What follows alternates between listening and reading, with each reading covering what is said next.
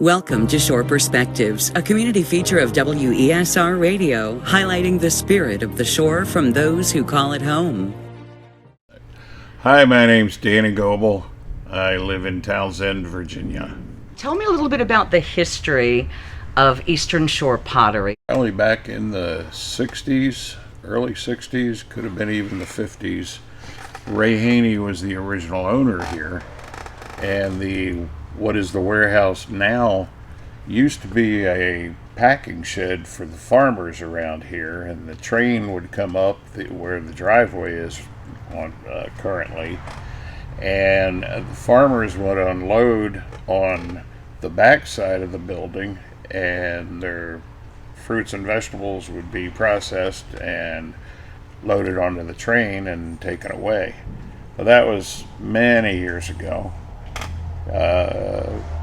Between Ray owning this place and myself, there were two other owners. I've been here for 4 years. Oreo's been here for 3.5 years.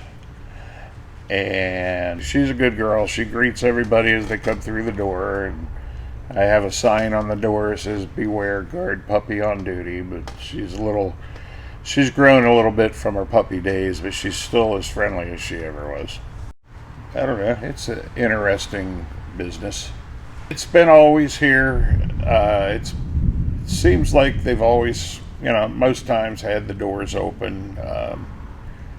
But like I said, I wasn't involved in this place until one day I decided I want to come back home.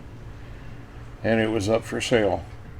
Capeville used to look a lot different. What did it used to look like back in the day in this area? Well, just to start, the service road behind us was a dirt road. Wasn't paved. There were buildings in that field back there, and also where our storage area is, there were kind of metal buildings that they used for storing their repair equipment or things for the farm. Over on the other side of Capeville Road, it's a vacation rental. The vault used to be a bank. My mother was a teller in there, and that was back in the 50s, early 50s. Actually, it might have even been the 40s. But there was, just next to it, there used to be a blacksmith shop that turned into a gas station. He had pumps out there, the old-fashioned pumps. And there were buildings like almost all the way down to the church. And that's my church there, the Methodist church. On this side of Capeville Road used to be a wooden depot that the train would pull up on. It had a platform. It had the main part of it where their office was. And like I said, Cape Center used to be across the street. And I think this highway might have been a 2-lane road. I know there were other things around here. Across the street out in the field was a big plantation house.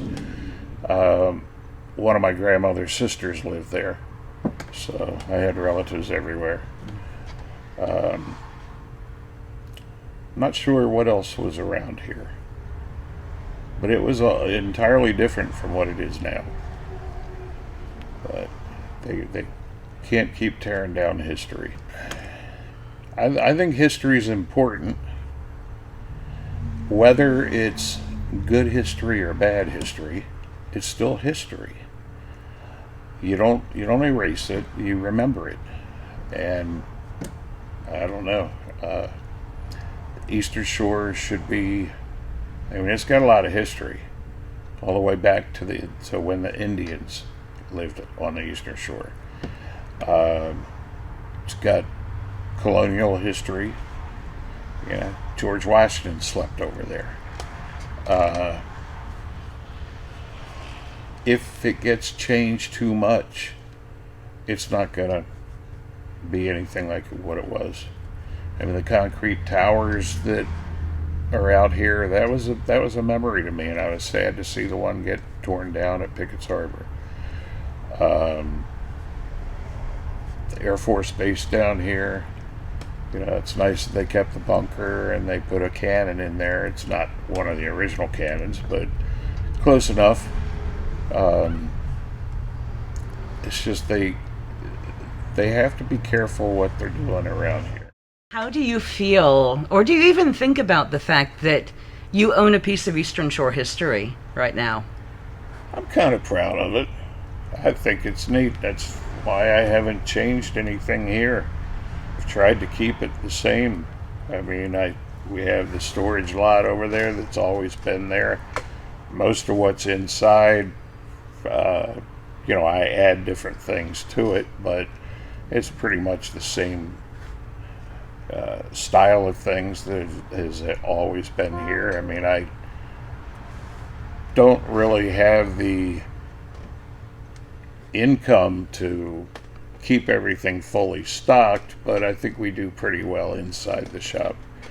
So we're kind of concentrating more on what we have inside than we are outside, because pottery's a little expensive, and we may end up getting more in here, or we may not. I don't know.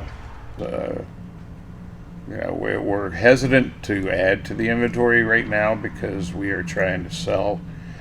But if it comes that we're not able to sell, we're going to have to get inventory in because we're still paying a mortgage.